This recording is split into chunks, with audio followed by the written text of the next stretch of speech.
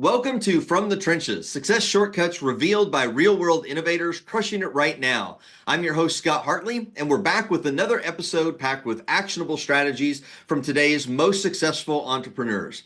If you're tired of generic business advice and ready for real cutting-edge tactics that are working right now, you're in the right place. Now, most marketing gurus and agencies, they shout loudly from the rooftops that you need to get more leads. And of course, they offer services like LinkedIn or Facebook lead generation or other methods so that you can acquire new leads fast. Now, I agree that new leads are important to every business, but many entrepreneurs drop the ball when it comes to serving their existing clients and keeping them. My guest today is here to share the fast and profitable path to better client retention, which makes it way easier and cheaper to keep, and it's better than just trying to get more new leads. So let me introduce you to David Baer. He's a wine geek, a theater geek, and a marketing geek. He started his marketing career selling classical music subscriptions via email all the way back in 1996, when at that time, yes, email open rates were close to 100%. Since then, his copy and strategic guidance have earned his employers and clients millions of dollars in sales. David, I'm so excited to have you on the call today. Hey Scott, thanks for asking me on. I'm excited about this topic, as you know, and I'm looking forward to our conversation. Absolutely. So, just to give our listeners a little bit of background, I've known David for goodness, I don't know how many years because we've been in the Keep Partner system for quite a long time, and then 2 years ago, I joined Brian Kurtz's Titans Mastermind. Of course, you were already a member of that, so I see you almost twice a month there in Titans. So I get to hear your genius in so many different ways and so many different places. And before that, I mentioned just before you hit record, we met back in the Seth Green days when he was Yeah. hosting those little online masterminds as well. So Yep. we've chatted quite a bit. Yeah, indeed. Absolutely. So, well, give us a little bit of background on you, because you've got a lot of interest. You've got interest in wine. You said you're going to Yeah. be doing a wine tour this weekend. You've got interest in theater, which I know you shared in Brian's mastermind when you did your spotlight. That you kind of shared about your collection of all the theater things that you have. Mhm. Just kind of give us a little bit of insight as to who you are, and I know that those types of things have also kind of informed your everything that you believe and teach about marketing. Yeah, absolutely. Well, I actually gave a presentation this morning where I talked a bit about theater and a bit about wine and how the idea of the work that I now do was born from the work that I did back then. Mhm. And the two very, very sexy words that we use all the time in my business, and those are, of course, systems and process, right? I Yep. know you're salivating over those words right now. Um, and we talked a bit about, so as a kid, I grew up in New York. I was a theater kid. I got to perform on Broadway. I became a professional stage manager. And then I found myself not wanting the lifestyle of trying to find the next job every time a show closed. Right. Hmm. So I became an arts administrator where I had a steady paycheck and I was managing a performing arts center. And we did at that particular venue, just outside of New York City, five theater complex. We did about 1,200 events every single year. And in the theater business, your job is to fill the house, or as we like to call it, put butts in seats. Yep. And when you do that, right, we had with 1,200 events, we had a lot of variety of what we were doing. We had classical music, both chamber music and big orchestral concerts, opera. We had dance, both ballet and modern dance. We had theater, straight plays, musical theater, etc. Right. So Hmm. you already know where I'm going with this because what would happen is you would have somebody who would be a first time customer. They would buy a ticket to a performance, and our job was to get them to come back, right? Sure. So what do? Well, first, we're databasing that information, knowing what they came to in the first place, what category it went into, so that we then could tell them about the next thing in that category. If they came to a chamber music concert, we'd want to tell them about all the other great chamber music stuff that we were doing. Yep. And that, in your world, is of course called. Segmentation. Segmentation, right? And so I was walking this, this audience of construction industry people through this concept. Hmm. And then I moved over into the wine industry. So I got into the wine industry as a marketer, doing big trade shows, which are big wine tastings, basically. And I then moved out here to Oregon, where I live now, to work with local wineries here. And I started a Facebook ads agency back in what was that 2010 or so, around the time that Facebook really got out there with their advertising platform for the first time. And again, our job was to get people to the wineries, or AKA put butts in seats again, right, in the tasting room to Hmm. taste wine. And there would be different groups of people, people who were first time visitors, locals coming from out of town. They didn't buy anything. They bought a couple of bottles or they joined the club. And the goal of the winery is, of course, to get more purchases. Same routine, right? We would segment them, we would follow up, and then we would hopefully sell them more or get them to join the club or whatever. Yeah. So that's kind of like where I come from in my thinking about this, Hmm. is that there is so much opportunity in our follow up to build on a relationship that we started, as you pointed out, from that initial lead, but we want to reinvest that opportunity as much as we possibly can into a future, deeper, more uh, beneficial, financially beneficial, and beneficial in whatever other ways your business can serve someone, way that we can. So that's kind of, I think that's my answer to whatever question you asked, but I've forgotten in a nutshell. Yeah, no, that's fantastic because it's always interesting. Everybody that I've had on this podcast, and if we look back at before we got into the business that we're doing right now, and we look at other jobs that we've had in the past and how that's influenced our thinking and the strategies that we employ in helping other businesses with their marketing. It's always fascinating to hear what those are. And so, like yours with the whole theater thing, and even with the wine tasting, it's like, oh, there were things that we could actually pull from other industries that can be applicable to anybody. Yeah. And when I tell it like that, the way that I described it, it's 100% accessible to pretty much any business. They go, "Oh, I see now," right? Because they were a customer of a business like that, or they Hmm. get the storytelling version of it. But if I come into a business, today and I say, "You're an insurance agent, right? Why do you want more leads? You already have these existing customers. Don't you have other lines of financial products you could be selling them?" "Oh yeah, but my company doesn't have a program for that." And that's the end of the story, because they don't understand the value of my suggesting cross sell, upsell, etc. Right, exactly. So as I kind of mentioned earlier, new leads obviously are a lifeblood of business. We need new customers, all the time. But and I don't know if you agree with me or not, but I feel like a lot of times that is made so important and we overlook the importance of the existing gold mine that we have in our business. Do you agree or do you have a I different perspective? No, I agree, and I think that the look, my business is all built around this as a problem, and the problem, as I see it, is that that's what we've been taught as business owners Hmm. and as marketers, right? Hmm. And the way that marketing is bought and sold for most businesses is around lead generation services or lead generation products. Yeah. And if I were to go out there, as I did when I owned a local business, for a little while, foolishly got into a business, um, and I then had to go out and buy marketing for my business. Everybody who sold the marketing basically sold one or two things. If I wanted to advertise on the radio, I had to go to the radio station's advertising rep. If I wanted to advertise on the bus, I had to go to the rep for the bus, the signs on the side of the bus, etc. Hmm. And newspaper, wherever it was that I was going, right? Yeah. And because we have our system set up that way, even agencies that are out there and might have a lineup of products, they're not aware of the best option for the business. They're aware of the best option that they have in their, of their menu of services for the Hmm. business. And Yeah. so business owners are often confused because They don't have a marketer they're talking to who knows the entire lay of the land.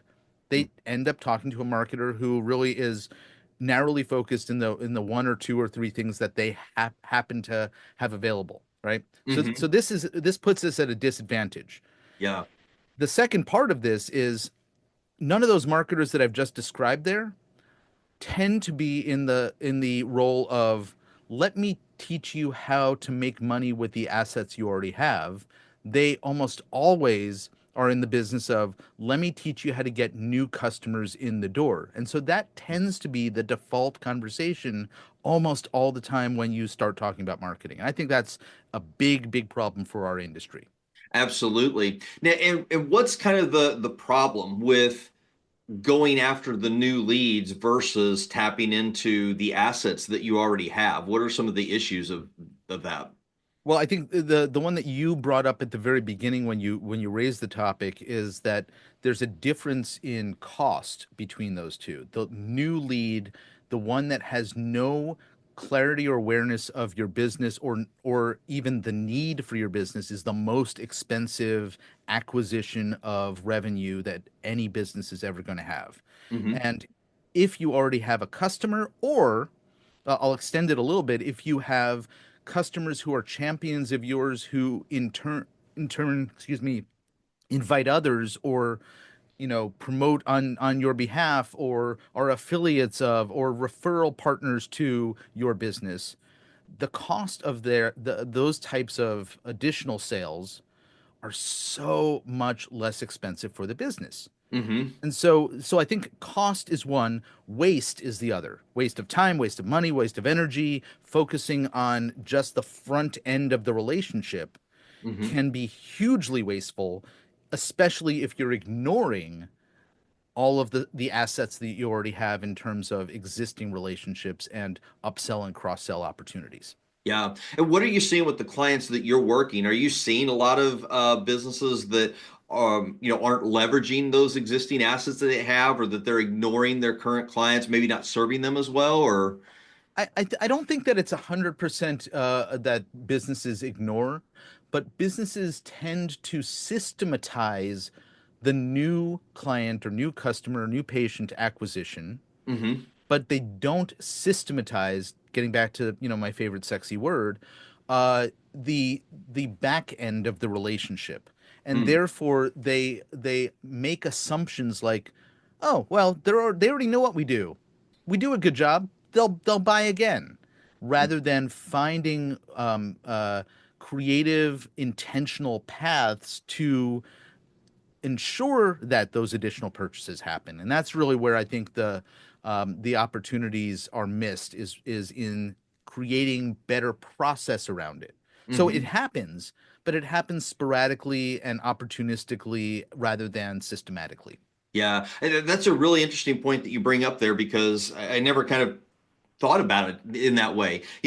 Because we have so much focus typically on the lead generation, sure, it's easy to systematize that, build processes, but in most businesses, frankly, don't have good systemization throughout their business anyway. Yeah. And so the client retention process typically is lacking. What are some of the important pieces that you work with your clients on, or that you recommend businesses look at to systematizing the client retention, client service aspect of their business? So I think this is not going to be intuitive, but it is actually documented and there's statistically proven to be the thing that results in longer retention with customers and also higher rates of either reinvestment with the business or referrals. And that is customer experience. Mm, Customer experience is all of the things that you do typically outside of what you are expected to do as a business. And hmm. there's so many ways we could talk about that, but it's all of those little special moments that you create. Maybe it's a little gifting, maybe it's a little perk, maybe it's an unexpected card in the mail from the business, maybe it's the way that something is presented or the physical environment in which it's presented in. There Hmm. are all kinds of things that businesses can create that put a smile on the customer, client, patient's face, saying, wow, I just thought I was getting my, my tires rotated. I wasn't expecting to be served, my selection of fine teas while I waited in the waiting room. That's really cool. Yeah. That kind of stuff.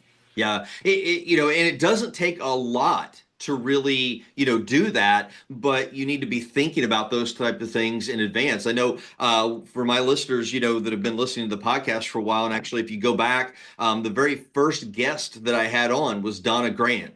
Mhm. And she's known as the Grand Connector. And she's all about you leveraging direct mail, thank you, and appreciation cards that show up unexpected at different times of the year. Maybe it's an anniversary with your business or their birthday or, maybe an odd holiday or something, right? We actually do that in our business. We have I think it's 6 or 8 cards that go out, and we use one of these services. The service we use is Mailbox Power, but there's several Mhm. of these out there. Yep. And we programmatically send them out, and we pick very strange holidays like, National Eat a Donut Day, or we sent one out for Jeff Goldblum's birthday to everybody celebrating, uh, kind of odd things. And the guy who on my team who does this, there's always a picture of me and my business partner Ken, and he'll put like funny little hats on me, or stick stuff in our hands that's relevant to, there was a Star Wars one where he put lightsabers in our hands. So, but it's always really clever. Hmm. And what happens as a result of that is the recipient often is reminded, oh, I met somebody I need to introduce to these guys, and picks up the phone and calls us or sends an email saying, "Hey, just got your card. By the way, I was talking to Corey the other day, who CC'd here, and said I was going to make an intro. Your card, reminded me I needed to do that. Corey, meet David, etc." Right? Hmm. We always get that kind of outcome. And how much does it cost us? Not a lot. I mean, it's like $80, $90. Maybe we throw in some, freshly baked brownies or something twice a year on those cards Hmm. to really, add up add some additional unexpected delight. But we end up landing additional clients just as a result of that one little funny connection that we do. Yeah. Yeah, it is all about the experience. I love that you mentioned that it's the experience that we create for existing clients. And Vance Morris, that's in Titans Mastermind with us. I mean, that's what he's all about. And he takes people to Disney to learn about the Disney experience. Yeah. But we don't have to do it on that big of a scale. But it's the simple things, just the little cards. Now, I know one of the objections that I've heard a lot, from smaller businesses especially, but it's like I don't have a budget to, go overboard with doing these things. Mhm. What would you say to somebody that says, I don't have an extra 30, $40 a month to invest in this? Well, let's do a couple of things. First, look at, are they currently spending money on the front end of customer acquisition, and Mhm. could you reallocate some of that to this kind of activity? We've already talked about how much more valuable it is and how little you have to invest compared to the front end, right? So that's Mhm. one argument. The second is, as I just pointed out with the example of the cards, it does not need to be expensive at all. If anything, it just takes some time. I'll give you another quick story of a customer delight experience that I had Mhm. years ago. The TV chef Mario Batali had a restaurant in New York called Otto, and I went there for dinner one night. It was the first time I'd ever been there. A group of us had dinner.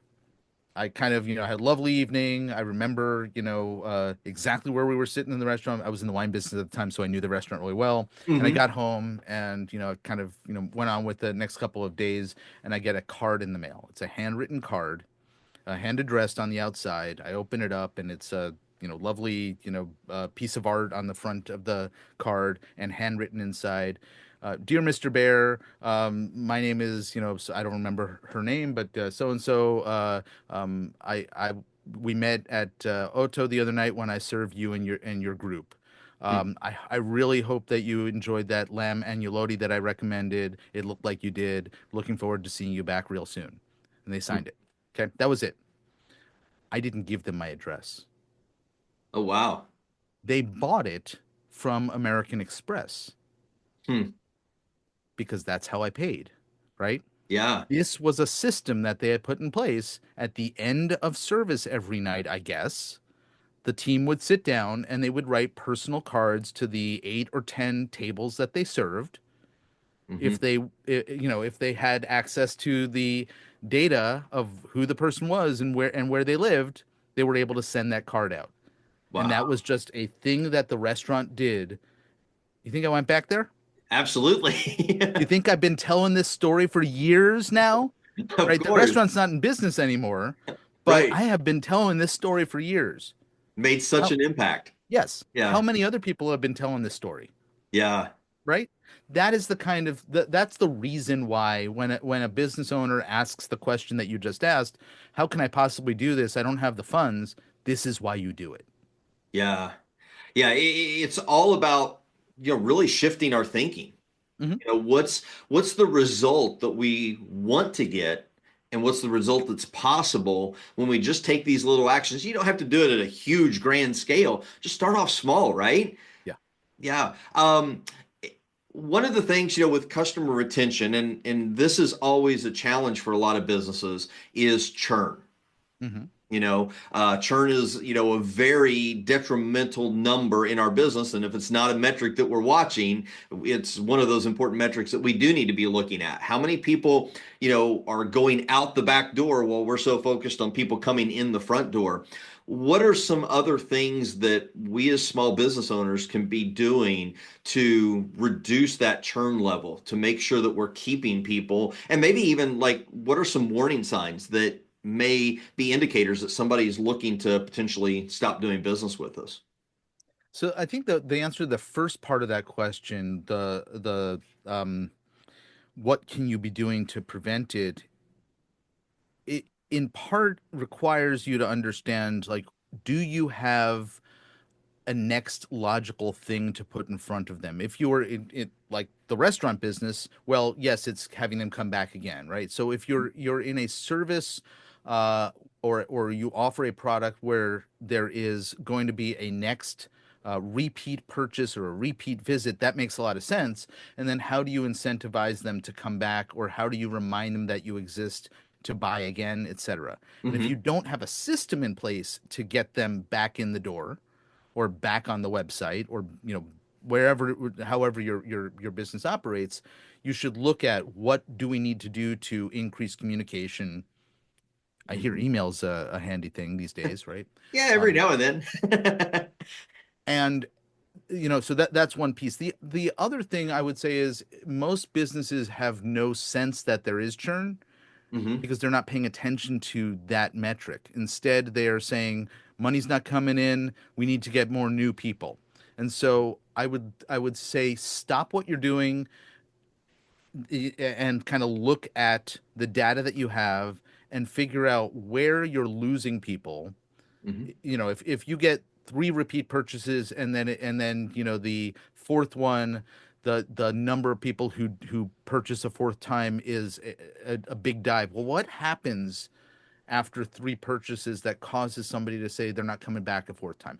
Ask the questions that are going to lead you to discover what's happening. Well, maybe you have a follow-up system, Hmm. and maybe that follow-up system only goes 90 days, and that's day 83 was the last purchase, and Hmm. then there's no more follow-up and they're not reminded you exist anymore and they don't buy again, right?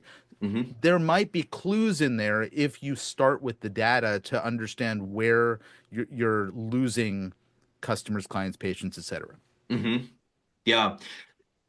Looking at, I love the fact that you point out, like, looking at where people are dropping off. That's Hmm. so important. And, again, it just is a matter of looking at the data, figuring that out, and then, being creative with whatever that solution is going to be, to solve that particular problem.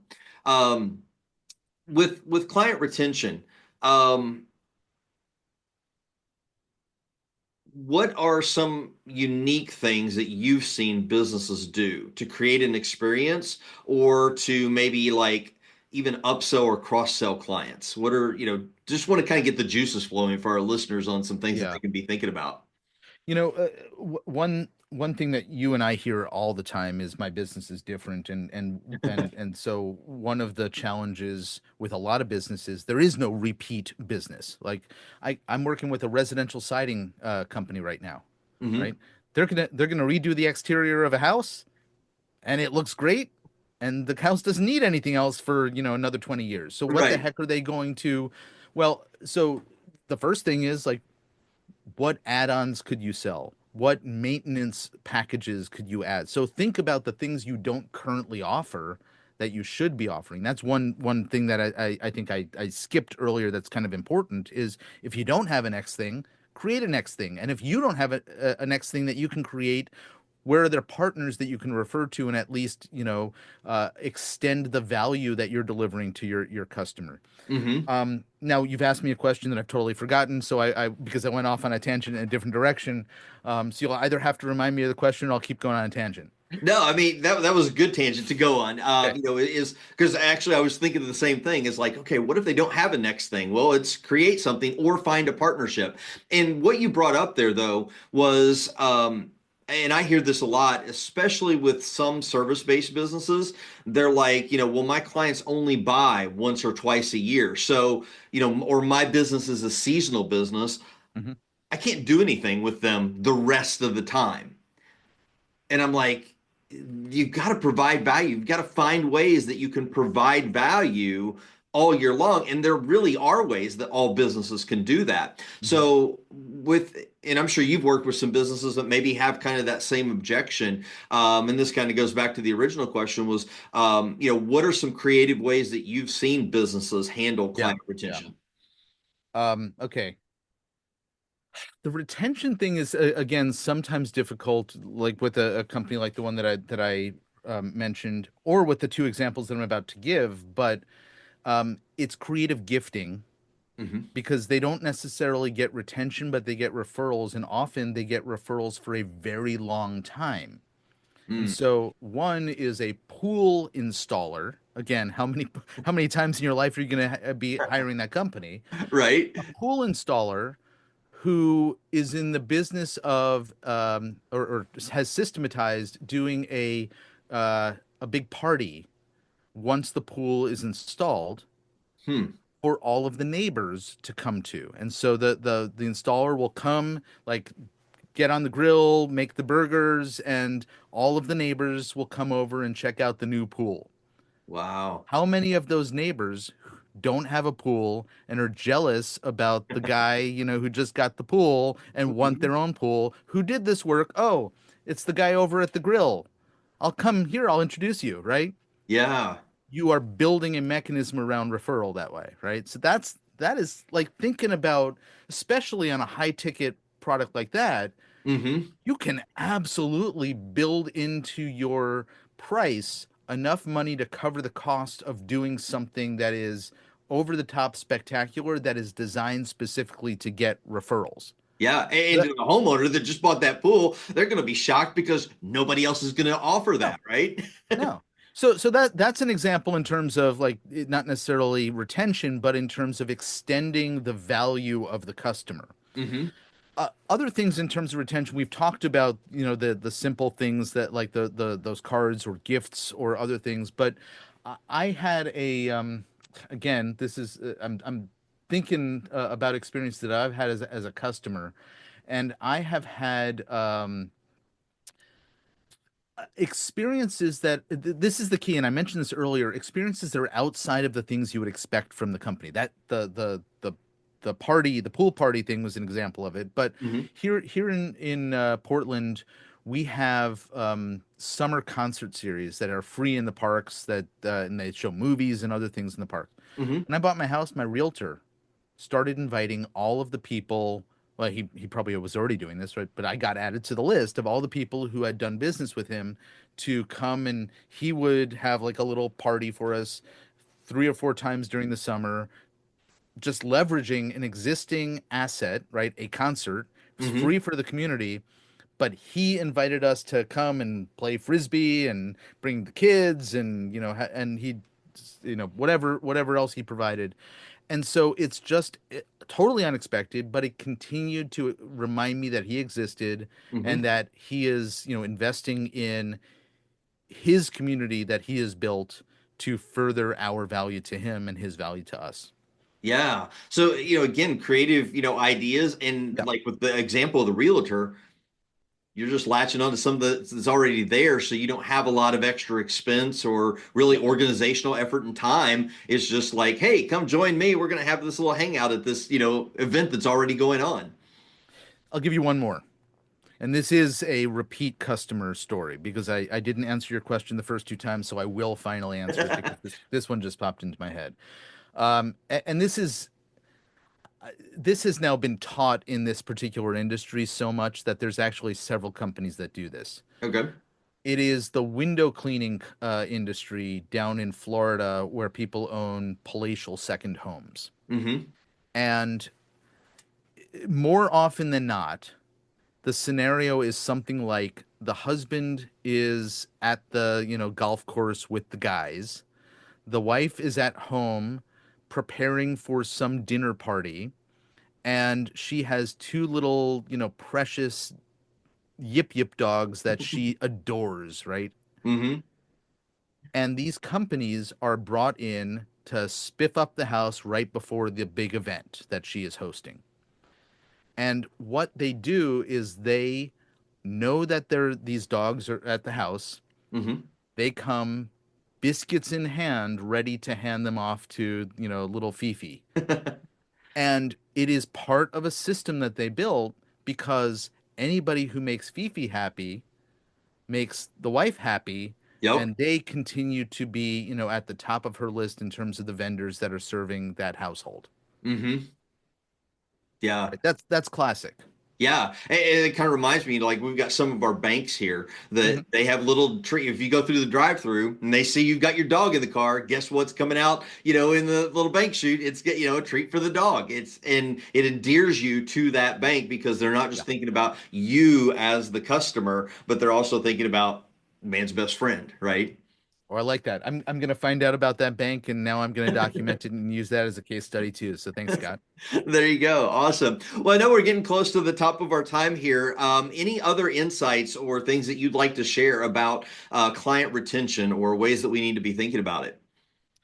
I think I look, we've given a lot of stories, a lot of anecdotes, and I think the big challenge is saying, well, okay, how does this apply to me and my business? And Mhm. you want to get creative sometimes, but you don't have to go overboard. And I think that's the point that, when you asked, is this going to be expensive or I don't have the ability to do it, step back from the business and look at the comparative value from bringing somebody brand new in. You don't Mhm. know them, they don't know you, and you got to figure out how do we do all of the heavy lifting to get them into our ecosystem Mhm. versus somebody who is already there that you can do something just simple like dog treats in the bank chute, right? Yeah. And it puts a smile on their face and extends the relationship that much further, whether it's months or years. It is an investment worth making. Yeah, absolutely. And I love that because I was just thinking, the word that you used, it's a relationship. Mhm. And, if we start to look at our business, no matter what it is, as a relationship business instead of transactional, we'll be able to find all kinds of ways that we can be reaching out to deepen those relationships. And of course, people want to come back to us, they'll start referring other people to us. It's just a never-ending cycle that works in the benefit for everybody. Yeah, Yeah. 100%. So I know you've got a resource for our listeners. You want to share a little bit about what that is and where people can go grab that? Sure. I have a easy, accessible, virtual version of the book that I'm holding in my hand called The Prepared Marketing System. And the subtitle is really kind of the important part of the book. It's How to Stop Wasting Time, Money, and Resources on Marketing That Doesn't Work and Finally Build a System to Consistently Attract and retain revenue in your business. And it's on our website. You can grab a copy by opting in at thepreparedgroup.com/book. Okay, awesome. Well, I'm going to go grab a copy of that. And I really appreciate your insights here today, David. You've given me some ideas, and I know I've got some work to do on the client retention piece in my own business. I think we all probably do, but I appreciate what you've shared today. So, Make sure that you go to get your copy of the Prepared Marketing System book. It's thepreparedgroup.com/book. I'll make sure that the link is in the show notes in case you're in a place where you're not able to write that down right now. And if you're looking to supercharge your email marketing, check out my book, Hit the Inbox, at hittheinboxbook.com. It's packed with 76 pages of strategies to get your emails landing in inboxes and driving sales. Thanks for tuning in today. If you found value in this episode, please subscribe, rate, and review the podcast on your favorite platform. It helps us reach more entrepreneurs like you. And until next time, keep crushing it in the trenches.